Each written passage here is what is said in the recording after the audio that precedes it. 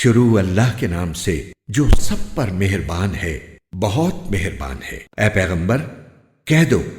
میرے پاس وحی آئی ہے کہ جنات کی ایک جماعت نے قرآن غور سے سنا اور اپنی قوم سے جا کر کہا کہ ہم نے ایک عجیب قرآن سنا ہے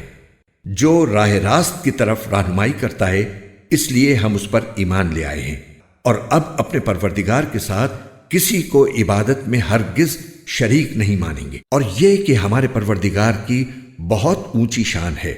اس نے نہ کوئی بیوی رکھی ہے اور نہ کوئی بیٹا، اور یہ کہ ہم میں سے بے وقوف لوگ اللہ کے بارے میں ایسی باتیں کہتے تھے جو حقیقت سے بہت دور ہیں، اور یہ کہ ہم نے یہ سمجھا تھا کہ انسان اور جنات اللہ کے بارے میں جھوٹی بات نہیں کہیں گے، اور یہ کہ انسانوں میں سے کچھ لوگ جنات کے کچھ لوگوں کی پناہ لیا کرتے تھے، اس طرح ان لوگوں نے جنات کو اور سر پر چڑھا دیا تھا۔ اور یہ کہ جیسا گمان تم لوگوں کا تھا، انسانوں نے بھی یہی گمان کیا تھا کہ اللہ کسی کو بھی مرنے کے بعد دوسری زندگی نہیں دے گا، اور یہ کہ ہم نے آسمان کو ٹٹولنا چاہا تو ہم نے پایا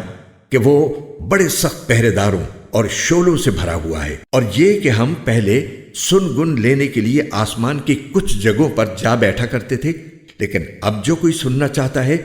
وہ دیکھتا ہے کہ ایک شعلہ اس کی گھات میں لگا ہوا ہے۔ اور یہ کہ ہمیں یہ پتہ نہیں تھا کہ آیا زمین والوں سے کوئی برا معاملہ کرنے کا ارادہ کیا گیا ہے یا ان کے پروردگار نے ان کو راہ راست دکھانے کا ارادہ فرمایا ہے، اور یہ کہ ہم میں کچھ نیک ہیں اور کچھ ایسے نہیں ہیں، اور ہم مختلف طریقوں پر چلے آ رہے ہیں، اور یہ کہ ہم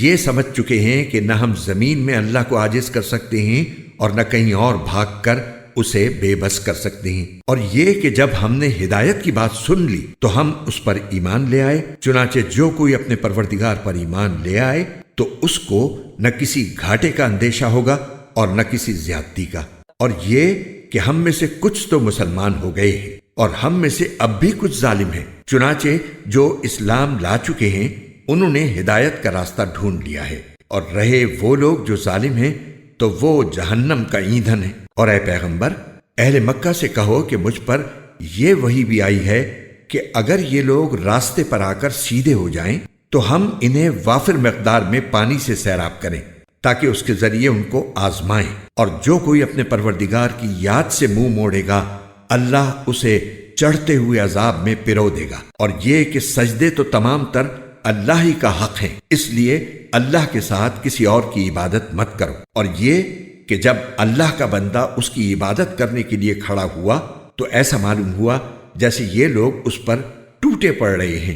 کہہ دو کہ میں تو صرف اپنے پروردگار کی عبادت کرتا ہوں اور اس کے ساتھ کوئی شریک نہیں مانتا۔ کہہ دو کہ نہ تمہارا کوئی نقصان میرے اختیار میں ہے اور نہ کوئی بھلائی۔ کہہ دو کہ مجھے اللہ سے نہ کوئی بچا سکتا ہے اور نہ میں اسے چھوڑ کر کوئی پناہ کی جگہ پا سکتا ہوں۔ البتہ جس چیز پر مجھے اختیار دیا گیا ہے وہ اللہ کی طرف سے بات پہنچا دینا اور اس کے پیغامات ہیں، اور جو کوئی اللہ اور اس کے رسول کی نافرمانی کرے گا تو اس کے لیے جہنم کی آگ ہے جس میں ایسے لوگ ہمیشہ ہمیشہ رہیں گے، اور یہ لوگ نافرمانی کرتے رہیں گے